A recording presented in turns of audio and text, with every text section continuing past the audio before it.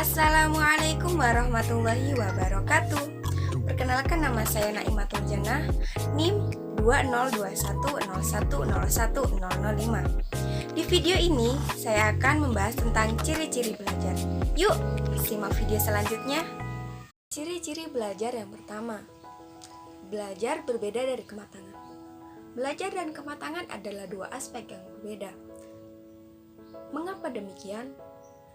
Kematangan adalah hasil perkembangan dari sifat-sifat individu yang berbeda dan telah terbentuk sejak masa konsepsi. Setiap anak memiliki potensi, bakat, sikap, dan kebiasaan yang berbeda dengan anak yang lain. Oleh karena itu, kematangan akan terbentuk dengan sendirinya tanpa adanya kesadaran dan kesengajaan seiring berjalannya waktu. Contoh, emosi. Seiring berjalannya waktu, bertambahnya umur, emosi tersebut akan berubah dan kematangan itu akan terjadi. Sedangkan belajar adalah proses perubahan yang terus-menerus terjadi dalam diri setiap individu, baik secara internal maupun eksternal, dilakukan secara sadar dan sengaja. Perubahan itu terjadi sebagai dampak atas pengalaman yang ditemukan dalam adaptasi peserta didik dengan lingkungan belajarnya. Ciri belajar yang kedua, belajar dibedakan dari perubahan fisik dan mental. Suatu perubahan tingkah laku bisa terjadi karena perubahan pada fisik dan mental. Fisik dan mental bisa terjadi karena perbuatan yang membuat kita letih atau lelah. Contohnya seperti kelelahan mental yang mengakibatkan konsentrasi menjadi kurang, melemahnya ingatan, terjadi kejenuhan. Semua dapat menyebabkan terjadinya perubahan tingkah laku, misalnya berhenti belajar, menjadi bingung, rasa kegagalan, dan sebagainya.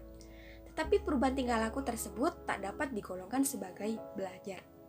Jadi, perubahan tingkah laku yang disebabkan oleh perubahan fisik dan mental berbeda dengan belajar.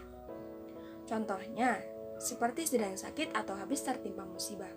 Dari peristiwa ini bisa terjadi perubahan pada fisik maupun mental.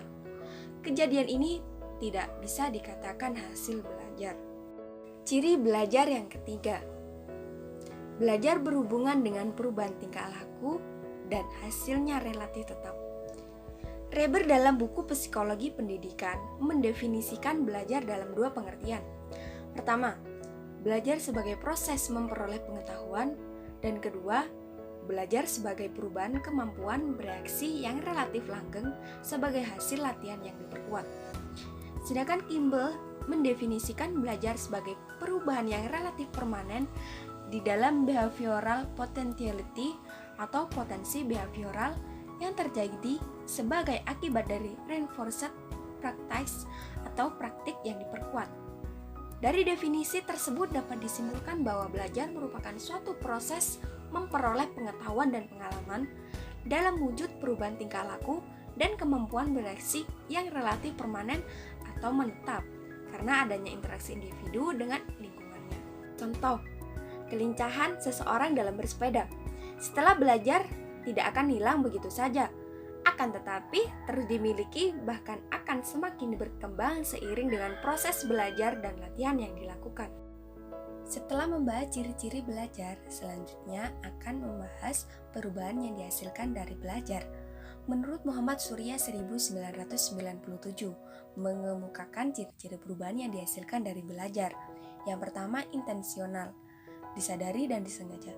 Perubahan terjadi dalam proses belajar akan menyadari adanya kesadaran dan kesengajaan bahwa pada dirinya terjadi perubahan, seperti bertambahnya pengetahuan, kecakapan, dan kebiasaan. Misal, belajar musik pop.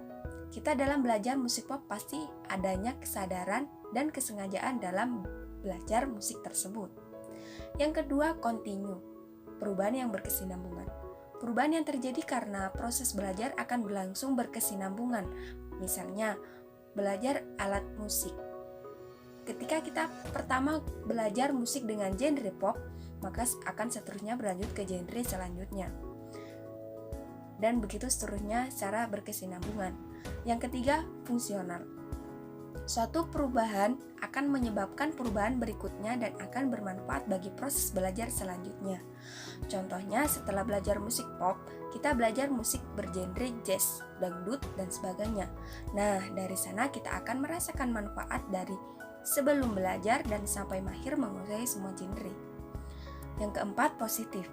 Proses perubahan terjadi akan senantiasa bertambah dengan seiringnya waktu dan akan memiliki nilai positif bagi individu yang bersangkutan. Yang kelima, aktif.